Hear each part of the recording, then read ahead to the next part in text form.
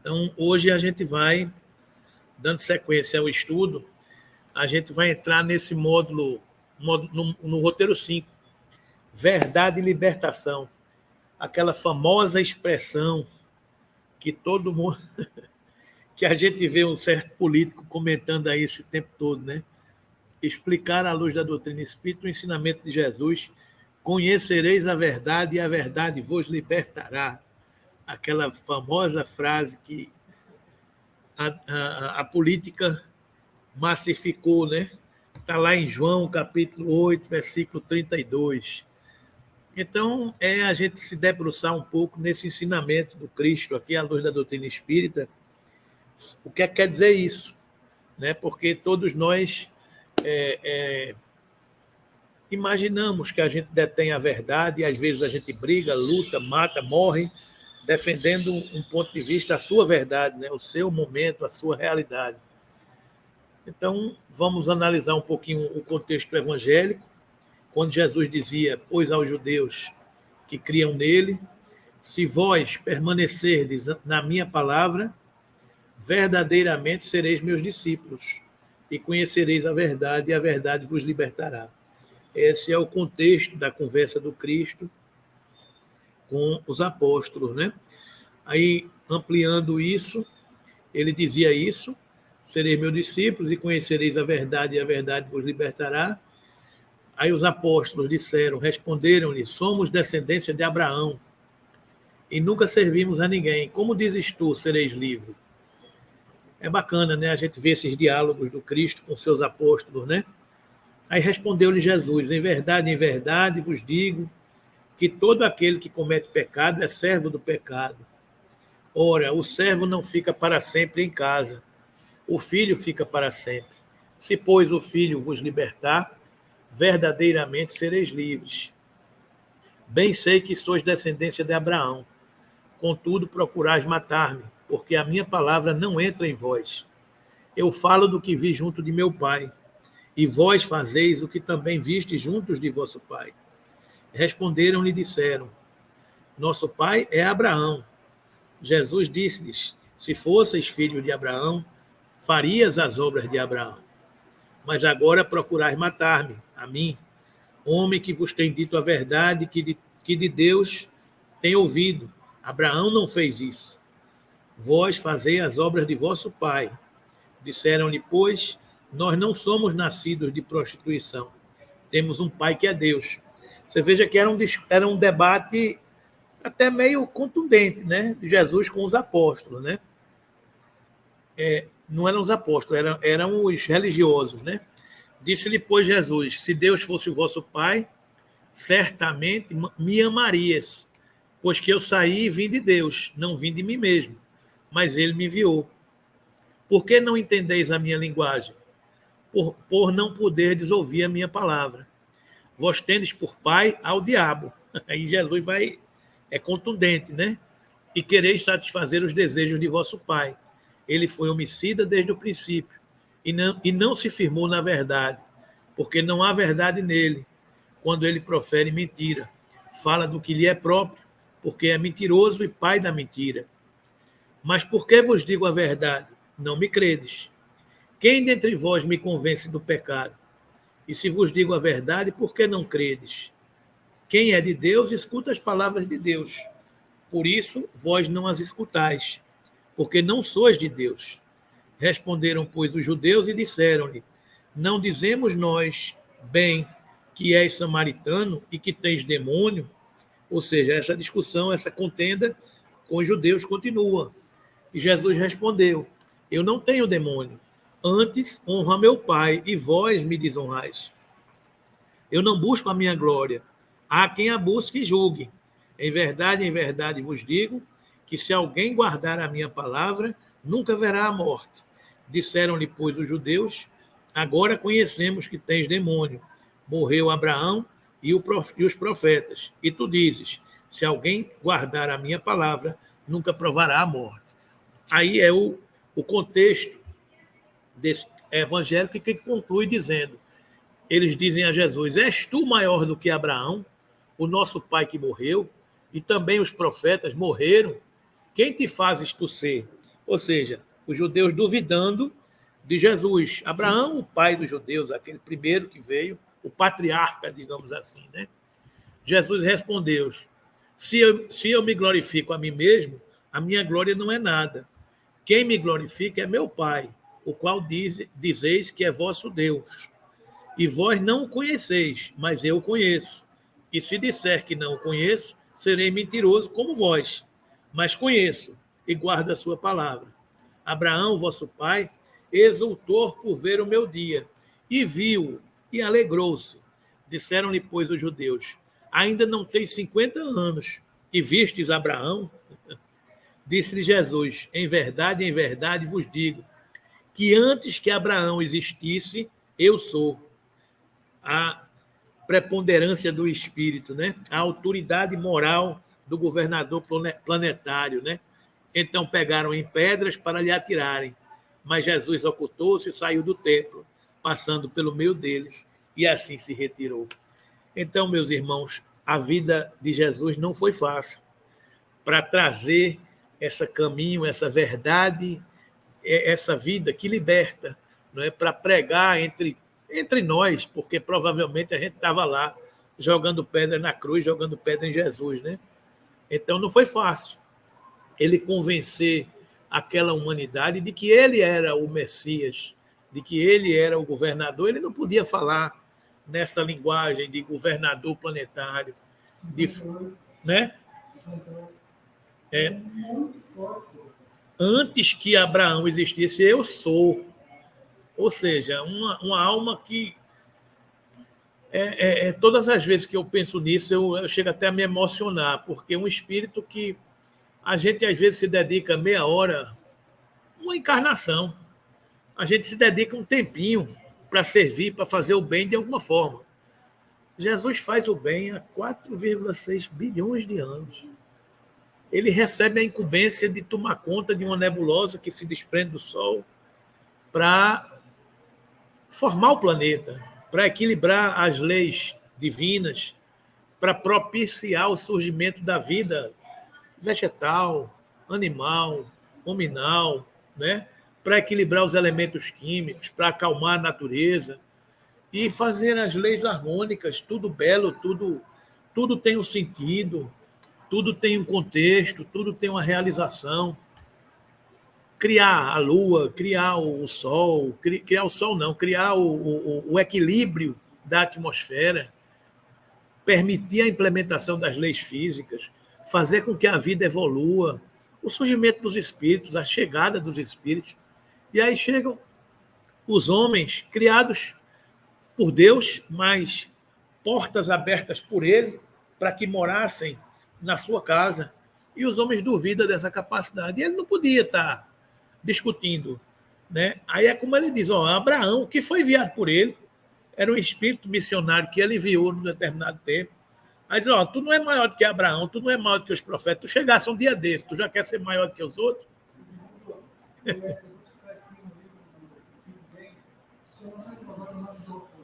Big Bang. É maravilhoso. Ele diz, é impossível não acreditar que não existe uma força maior, né? Uma força maior com toda essa engenharia do cosmos, do universo, trabalhando tão perfeitamente. Exatamente. As leis harmônicas, né? Equilíbrio, né? Equilíbrio. A gente nunca ouviu falar de um planeta que desviou da sua rota, né? Ou que parou, né? Uma menção, vai dar uma paradinha. A Terra hoje não vai girar do jeito que girou. Hoje não vai ser... A noite hoje vai durar mais do que 9 horas. Porque não... Daí você para de novo. Vai ali na hora, vai aquela beleza. Como assim você chegar? Eu estava olhando aqui, as mangas, esse espaço que você está. Gente, o que é isso? O que nós somos? Somos todos juntos? Sim. Como o professor Humberto falou, de São Francisco, ele começou, minha irmã Leone, meu irmão Sol, meu irmão Cássio, né? Quer dizer, ele já se conscientizou do todo. É isso aí. É quando Jesus diz, ama a Deus acima de todas as coisas. O que é Deus? Deus é tudo, está em toda parte. Deus é uma árvore, é uma folha, não é? Então Deus é tudo. Então amar a Deus é amar tudo. É ter olhos de ver, né? Então você olhar uma planta dessa, você não imaginar o fenômeno da vida que está por trás de tudo isso, né? Então há uma coordenação, há um planejamento, há um equilíbrio, há uma harmonia em tudo isso, né? Aí Jesus vem nos trazer um ensino moral para ver se a gente começa a se... E aí a gente reage, né? Não, você não é nada, não.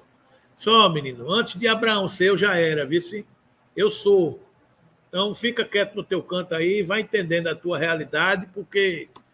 Agora, sem arrogância, sem prepotência, sem vaidade. Esse é a característica do espírito superior, né? E essa é o nosso desafio, conhecer essa verdade. Aí, conhecer, segundo a sentença evangélica, não se traduz como mera informação. Não é uma informação, mas é uma assimilação de conhecimentos que favorece o combate às imperfeições. Ou seja, não é você decorar uma informação que você decora para fazer uma prova. É você internalizar um conhecimento. É assimilar um conhecimento que, a partir daquele momento, passa a fazer parte da sua vida. É como o apóstolo Paulo dizia, né?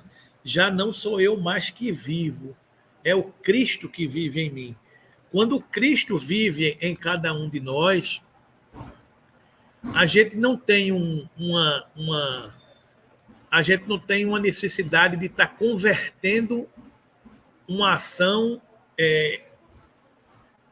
tentando comparar com o que Jesus faria se estivesse no nosso lugar. A gente não para pensar. A gente tem um automatismo do bem. A gente tem um automatismo do amor. Isso é o Cristo viver em você. É você já ser incapaz de desejar o mal, você já ser incapaz de pensar o mal, você já ser capaz de entender o outro, você já ser capaz de silenciar. Isso é você ir silenciando os seus velhos instintos e fazendo com que o Cristo se apodere do seu ser. A luz do Cristo, o caminho, a verdade e a vida. Né? Essa é a assimilação do conhecimento. Não é um conhecimento, uma decorar uma informação, é viver nela, é viver nisso. Né? Então, todas as vezes que você vive no Cristo e o Cristo vive em você, você tem olhos de ver, você tem ouvidos de ouvir, você tem a sensibilidade de perceber. É uma ação contínua, né, de estar sintonizado com essa vibração. E a gente consegue isso, Rita, à medida que a gente evolui, à medida que a gente vai se sensibilizando, a gente vai prestando atenção nisso. Isso não é da noite para o dia, isso é um processo. Isso é um processo que a gente vai vivenciando, né?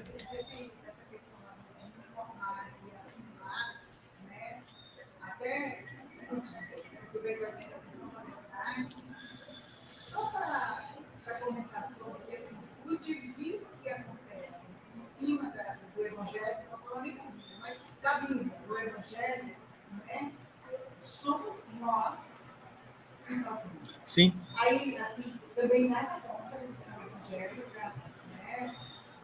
Mas você vê em alguns grupos evangélicos como, aí depois que eu apresentei isso aqui, como eles são informados. Eles não são assim. Isso.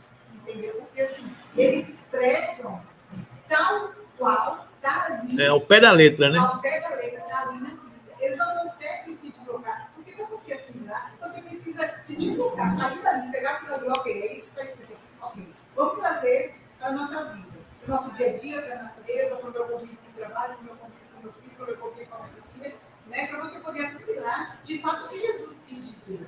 Né? Porque assim, eu sempre tive o entendimento de que Jesus ele é um intelectual. Né? Então, assim, você precisa ler e tentar compreender, alcançar o que ele quis dizer com aquilo ali. Que verdade é essa que ele está falando? Né? Então, assim, esse desvio da Bíblia, do Evangelho, quem faz somos nós. Cada um com seu interesse. Tem uma mensagem lá no Evangelho segundo o Espiritismo, o Cristo Consolador. É o capítulo 6 do Evangelho segundo o Espiritismo, o Cristo Consolador. Aí tem uma mensagem lá, o advento do Espírito de Verdade. Aí tem... É uma mensagem que é assinada por Jesus, mas Kardec coloca, por precaução, o Espírito de Verdade. E ele diz isso no finalzinho do Livro dos Médiuns, né? Mas ele lá diz o seguinte: no cristianismo encontram-se todas as verdades. São de origem humana os erros nele enraizados. Então é um pouco isso que você está dizendo. No cristianismo encontram-se todas as verdades. São de origem humana os erros nele enraizados. A gente estudou isso aqui. Os desvios das escrituras sagradas por conveniências da união do Estado com a Igreja. Então, muitas vezes o homem interpreta a questão do conhecimento de uma forma que é conveniente ao seu momento, de uma forma que é proporcional ao seu estado de evolução. Então, a gente enxerga com as lentes que a gente tem, com o contexto e com as circunstâncias do momento que a gente está vivendo. Mas é isso que a gente vai ver aqui. A verdade ela é relativa. A verdade para cada um ela é relativa, porque o que é verdade para você pode não ser para mim, pode não ser para Amaro, pode não ser para Vinícius. A gente vai respeitando isso, porque cada um tem a sua lente, a sua regulagem, digamos assim, né?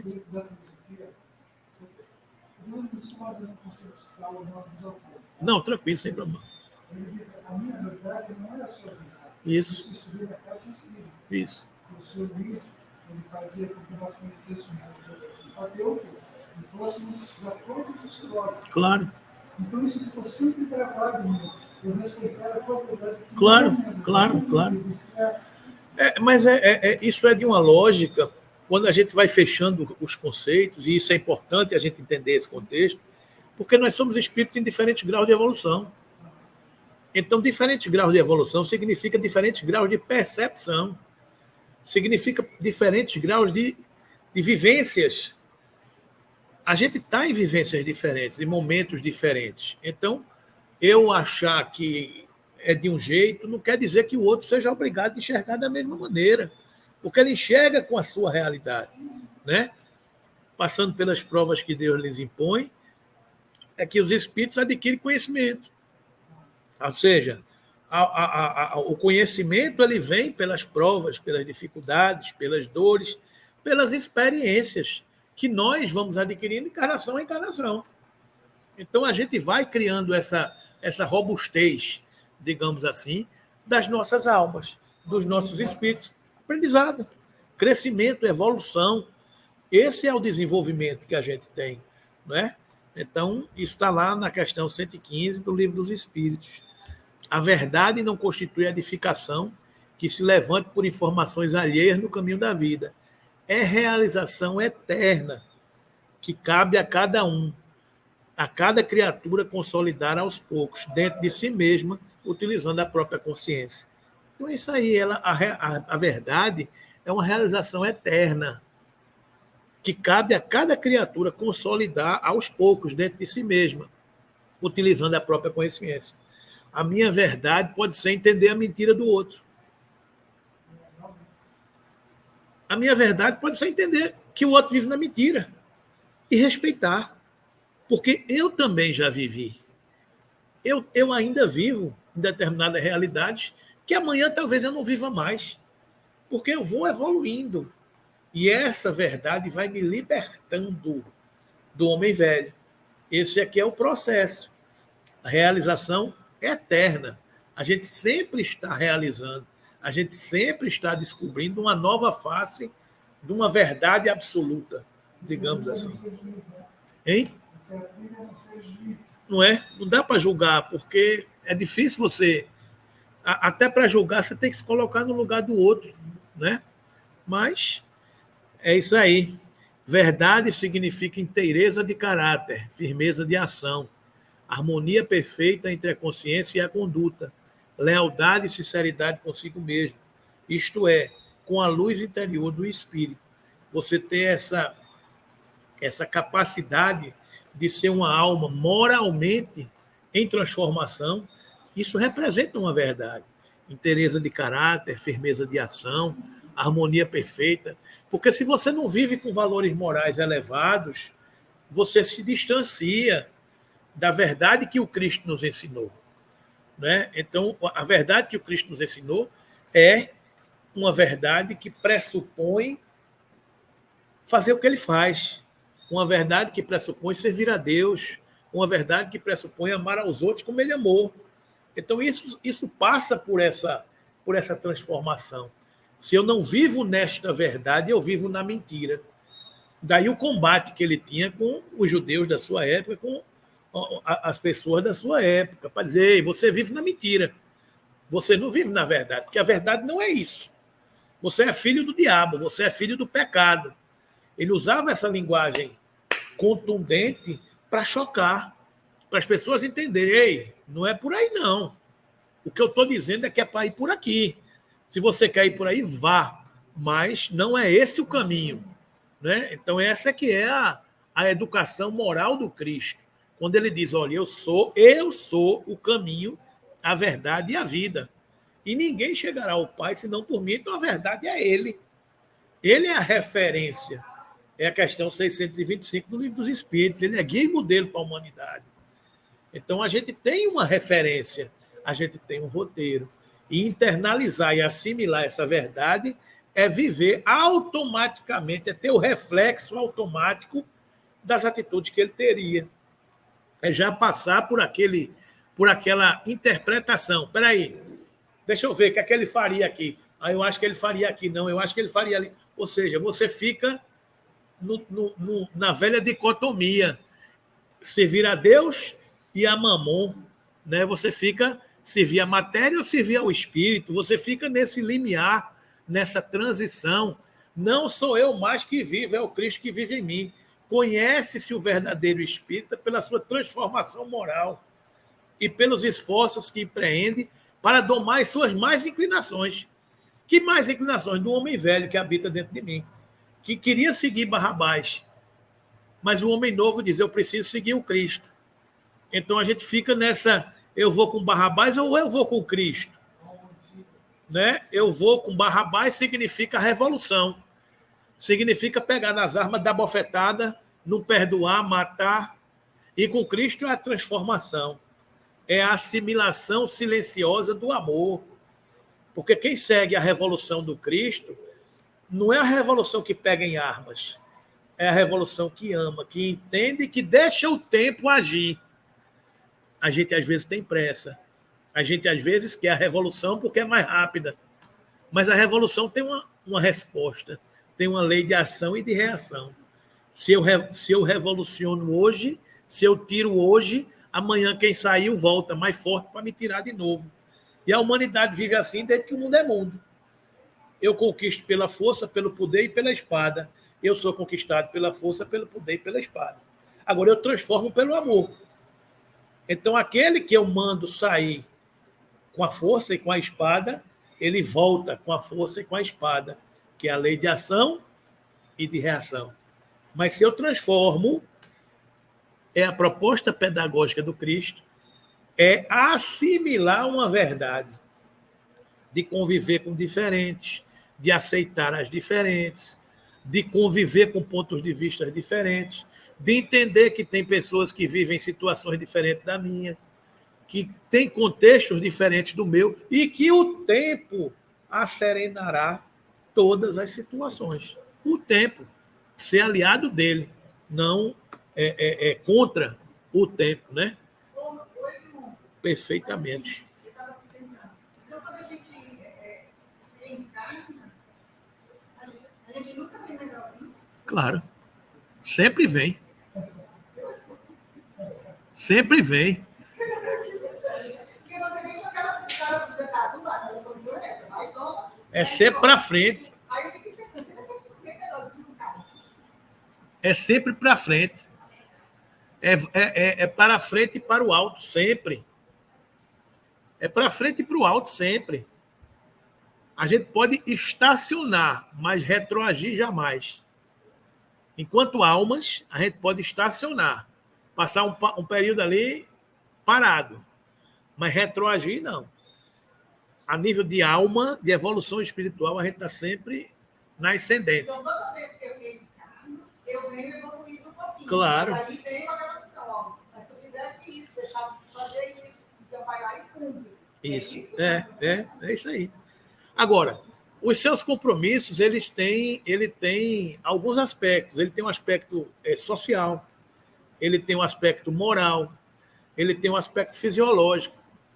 A gente planeja uma encarnação do ponto de vista social. Eu quero nascer numa cidade que eu tenho compromisso com elas, eu tenho almas que viveram comigo. Então, a gente responde pelas ações coletivas de uma determinada região também. Eu tenho compromisso com o Brasil, eu tenho compromisso com a Europa.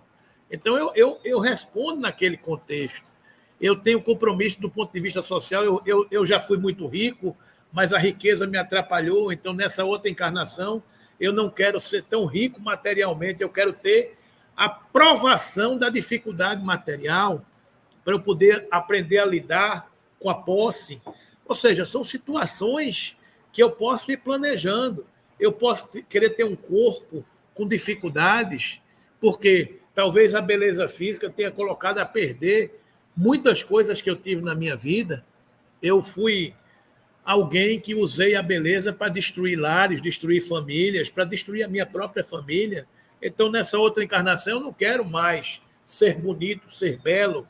Eu quero me esconder atrás de uma dificuldade para ver se eu consigo evoluir, digamos assim. Eu quero ter um reencontro com almas que eu já feri. Eu quero me reencontrar com almas que foram feridas por mim ou que me feriram, porque com os novos valores morais que eu estou começando a entender, eu quero ser capaz de perdoar. Eu quero que eles me perdoem. Então, assim, a gente vai montando esse Lego desse quebra-cabeça das nossas encarnações sucessivas. E nem sempre é fácil você combinar vários fatores. Nem sempre aqueles que você feriu vai querer se encontrar com você. Se eu quero conversar com esse camarada mais nunca. Então, às vezes, é preciso alguém interceder, conversar, convencer, para que reencarnem juntos. Às vezes, no caminhar, alguém desiste, vai embora. E vai um para um lado, vai outro para o outro, e você adia um reacerto. Às vezes, você, no meio do caminho, que era para se perdoar, aumenta a confusão. Porque você ia perdoar, mas, de repente, você não conseguiu vencer. Então, isso tudo é relativo. Então, isso tudo a gente vai aprendendo. São os desafios das encarnações sucessivas. Mas a gente sempre vai evoluindo, né? E é necessário que cada coisa venha a seu tempo. É aquela história do tempo que a gente estava falando aqui. A verdade é como a luz. O homem precisa habituar-se a ela, pouco a pouco. Senão, ela ofusca. Então, se você joga uma verdade muito clara, encandeia, cega, né? Então, a gente tem que ir. O dia amanhece devagarinho. O dia não começa pelo meio-dia, com o sol a pique, né? Lá em cima, não. O sol vai se levantando como amanhã. E, aos poucos, a nossa visão vai... A verdade é assim, é o véu que se descortina. E a gente começa a entender, a compreender, a se libertar. É um processo. É um processo de clarear as nossas mentes, né?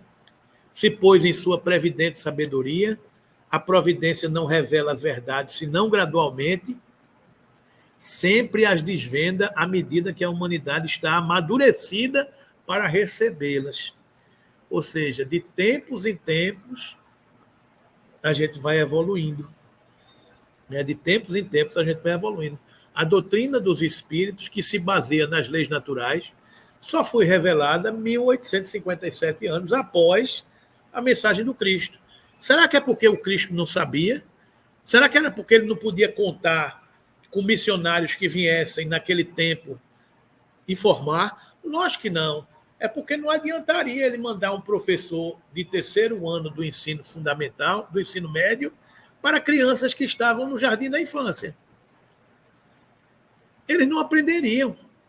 Então, ele precisava que as crianças do jardim da infância amadurecessem, passassem para a primeira série, para a segunda série, para a terceira série, com as matérias da primeira série, da segunda série, da terceira série, que são pré-requisitos para a gente passar por tudo isso, para só aí dizer, não, agora matéria nova pode ser dada. E matéria nova é evolução, é uma nova verdade que se revela. Então, esse é o processo. A previdente sabedoria não revela as verdades, senão gradualmente. Elas desvendam à medida que a humanidade está amadurecida para recebê-las. Agora, o contexto é o seguinte, será que num mesmo ambiente de um orbe planetário, que já tem 8 bilhões de espíritos encarnados, está todo mundo no mesmo nível? Não. Inclusive nas nossas casas, nas nossas famílias, nos nossos ambientes sociais. Tem gente mais na frente, tem gente mais atrás, e cada um tem uma forma de encarar uma verdade. Aí, como cada um acha que já sabe a sua verdade, que a sua verdade é absoluta e que a do outro não serve, o que é que a gente está vendo na sociedade hoje? Conflitos, né? De toda natureza. Cada um que queira que a sua verdade prevaleça. E tome confusão em rede WhatsApp, em casa, na família, no almoço, no jantar, na rede social, porque cada um quer que a sua verdade prevaleça. Ninguém respeita a verdade do outro. Ninguém entende a circunstância do outro, que faz parte do processo evolutivo, do nosso processo evolutivo, inclusive. Né? Então, nós, como espíritas, como os cristãos, a gente tem a obrigação de semear a paz, de disseminar essa verdade que liberta, que esclarece, que consola. Não é? Aí, dentre uma mensagem aqui de Fonte Viva, a lição 173, que ele diz, ante a luz da verdade. Aí Emmanuel nos esclarece, conhecereis a verdade vos libertará. A gente vive tão intoxicado com essas coisas, que se a gente diz uma frase dessa, o cara já fica achando logo que é torcida de partido político. Conhecereis a verdade vos libertará. Não quero nem ouvir. Tem gente que vai dizer isso, não quero nem ouvir, porque tem cabo aí que anda falando isso e ele fala pelo diabo.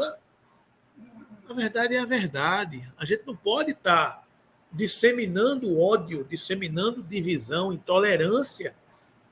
Não, cada um tem o seu ponto de vista e deve ser respeitado. O jardim só é bonito porque tem várias cores. A orquestra só toca sinfonias porque tem 7 notas. Já pensou a sinfonia de uma nota só? Não tem o samba de uma nota só, né? Já pensou uma sinfonia de uma nota só? Já pensou uma orquestra com apenas um instrumento? Então, a beleza está na pluralidade, a beleza está na disseminação, o crescimento está na divergência, para a gente ver o ponto de vista. Agora, tudo passando com respeito, tudo passando por entendimento, tudo passando por capacidade de entender o outro. Né? Então, a palavra do mestre é clara e segura. Não seremos libertados pelos aspectos da verdade ou pelas verdades provisórias. Não seremos libertados pelos aspectos, entre aspas, da verdade ou pelas verdades provisórias, de que sejamos detentores nos círculos das afirmações apaixonadas a que nos inclinemos. Muitos em política, filosofia, ciência e religião se afeiçoam a certos ângulos da verdade e transformam a própria vida numa trincheira de luta desesperada, a pretexto de defendê-la quando não passam de prisioneiros do ponto de vista. É aquela maravilhosa frase que eu já li na internet que diz: todo ponto de vista é a vista de um ponto. Todo ponto de vista é a vista de um ponto. Muitos aceitam a verdade, estendem-lhes as lições, advogam-lhe a causa e proclamam-lhe os méritos. Entretanto, a verdade libertadora é aquela que conhecemos na atividade incessante do eterno bem. A verdade libertadora é aquela que conhecemos na atividade incessante do eterno bem. O que não for compatível com o bem não é verdadeiro. É simples assim. O bem seu, do próximo, da humanidade. Tem que estar neste contexto. A verdade é algo que transforma para melhor. Às vezes, uma verdade pode ser a dor. A dor pode ser verdade. A dor pode ser educativa. É a diferença de fazer o bem e de querer o bem. Às vezes, a gente quer fazer o bem, quer bem a uma pessoa, e por querer bem a uma pessoa, só quer que ela viva feliz. Mas, às vezes, a gente tem que ser o nosso proceder sim, sim, não, não. Porque, às vezes, querer o bem é o não. Não é o sim naquele momento, porque o sim não é educativo. O não será educativo. E nas leis divinas a gente passa por isso. Às vezes a gente precisa das portas fechadas, porque as portas abertas já nos colocaram a perder em muitos momentos de nossa existência. Às vezes a dor é reparadora, a dor é necessária, porque, como diz o ditado popular, é a dor que ensina a gemer. Não é assim que a gente diz no popular? Então, às vezes, a gente precisa passar por tudo isso, não é? A dor ensina. A dor ensina. Penetrá-la é compreender as obrigações que nos competem. Penetrar a verdade é compreender as obrigações que nos competem. Discerni-la é renovar o próprio entendimento e converter a existência num campo de responsabilidade para com o melhor. Só existe verdadeira liberdade na submissão ao dever fielmente cumprido. Só existe verdadeira liberdade na submissão ao dever fielmente cumprido. Conhecer, portanto, a verdade é perceber o sentido da vida. E perceber o sentido da vida é crescer em serviço e burilamento constante. Ou seja, é o servidor que começa a compreender o desafio do que é que está fazendo aqui, o sentido da sua existência, o contexto da sua encarnação, e servir constantemente nessa seara em que você está mergulhado. Observa deste modo a tua posição diante da luz. Quem apenas vislumbra a glória ofuscante da realidade, fala muito e age menos. Quem, todavia, lhe penetra a grandeza indefinível, age mais e fala menos. Então, esse é que é o nosso desafio. Né? Aí discerni-la. O contexto, né?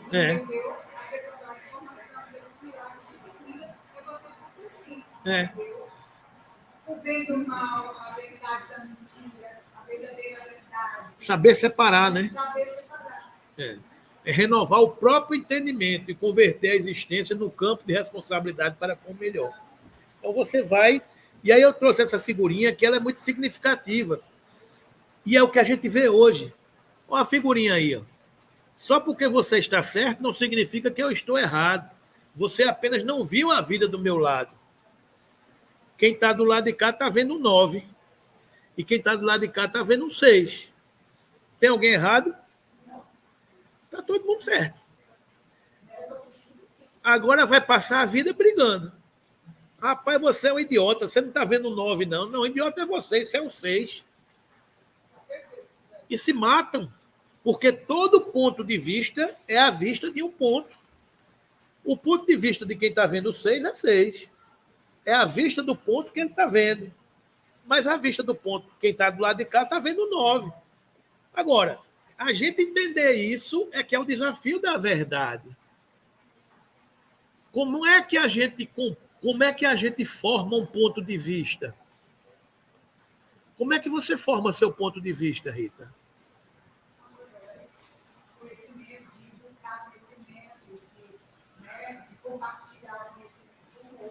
E dos valores que você tem dentro de você, do contexto da sua existência, da realidade que você está vivendo. Isso não é uma coisa absoluta, isso é uma coisa subjetiva, é um somatório para você formar um ponto de vista. E a verdade para você, hoje você pode estar vendo um 6, mas amanhã você rodou e está vendo um 9. Porque mudou o seu contexto. Apenas não mudam os valores que estão em cima. esses são de Deus. Mas na horizontalidade do mundo que a gente vive, a gente é passível desse carrossel, porque a gente está mudando de galho em galho, de perspectiva em perspectiva, mudando o nosso referencial de visão. Mas nos valores morais, não. Esses são absolutos, são definitivos, quando a gente consegue sedimentá-los nas nossas almas. Quando a gente consegue conquistar esses valores, a gente não faz concessão a valores morais. Eu não negocio valores morais. Valores morais são inegociáveis para quem já tem esses valores morais sedimentados. Para quem não tem ainda, você pode estar vendendo a mãe, vendendo o pai, vendendo todo mundo aí, porque você ainda está mergulhado nessa dificuldade. E você vai condenar quem está fazendo isso? Eu sou contra o pecado. Eu não sou contra o pecador. Porque eu também já fiz isso. No meu passado, eu também já fiz isso. Perdoa, pai. Eles não sabem o que fazem. Esse é o contexto de uma realidade. Então, a doutrina espírita nos amplia os horizontes de uma forma a ponto de entender o pecador, a ponto de socorrer o pecador. Agora, a gente não pode deixar de ser contra o pecado. Se a gente já começou a compreender que aquilo é pecado. Estão entendendo, gente? Então, a verdade que liberta é essa verdade que amplia o nosso horizonte. É a verdade do Cristo na cruz dizer, perdoa, pai. Eles não conhecem a verdade. Que é a mesma coisa de dizer, eles não sabem o que fazem. Eles não sabem o que fazem porque eles não conhecem a verdade. Porque eles vivem na mentira. É o caminho do aperfeiçoamento. Mas provavelmente aquele que condenou Jesus, hoje, já está numa condição muito melhor. Porque evoluiu. Porque mudou de perspectiva. Porque enxergou a verdade. E a verdade o libertou. Então, esse é que é o nosso caminhar, né? A verdade, no livro Vinha de Luz 175, diz, por enquanto ninguém se atreverá, em boa lógica, a exibir na Terra a verdade pura ante a visão das forças coletivas. A profunda diversidade das mentes, com a heterogeneidade de caracteres e temperamentos, aspirações e propósitos, impede a exposição da realidade plena ao espírito das massas comuns. São muitos valores que não dá para todo mundo enxergar da mesma maneira, né? Cada escola religiosa, em razão disso, mantém no mundo cursos diferentes de revelação gradativa. A claridade imaculada não seria, no presente estágio da evolução humana, assimilada por todos de imediato. Estão entendendo, gente? Não dá para todo mundo compreender da mesma forma ao mesmo tempo. Há que se esperar pela passagem das horas nos círculos do tempo. A semente, com o esforço do homem, provê o celeiro, e o carvão, com o auxílio da natureza, se converte em diamante. Por isto, vemos verdades estagnadas nas igrejas dogmáticas, verdades provisórias nas ciências, verdades progressivas nas filosofias, verdades convenientes nas lides políticas e verdades discutíveis em todos os ângulos da vida civilizada. Semelhante imperativo, porém, para a mentalidade cristã, apenas vigora quanto às massas. Diante de cada discípulo no reino individual, Jesus é a verdade sublime e reveladora. Todo aquele que descobre a luz bendita absorve-lhe os raios celestes transformadores e começa a observar experiências sobre outros prismas, elege mais altos padrões de lutas, descortina metas santificantes e identifica-se com horizontes mais largos. O reino do próprio coração passa a gravitar ao redor do novo centro vital, glorioso e eterno. E à medida que se vai desvencilhando das atrações da mentira, cada discípulo do Senhor penetra mais intensivamente na órbita da verdade, que é a pura luz. São tratados, meus irmãos, de informações que Emmanuel nos brinda para dizer isso, que não dá para a gente querer que todo mundo enxergue a mesma verdade ao mesmo tempo, porque são almas que estamos evoluindo, todos no caminho da perfeição. Mas a verdade absoluta é Jesus, é a verdade sublime e reveladora. Ele é o nosso caminho, a nossa verdade e a nossa vida. Então, vamos ficando por aqui. Eu espero que a gente tenha descortinado um pouco essa informação da verdade que é relativa e que a gente possa compreender que descobrireis a verdade e a verdade nos libertará. Esse é que é nosso desafio, é calibrar essa descoberta da verdade de acordo com o grau de evolução que a gente tem em cada momento das nossas existências, né?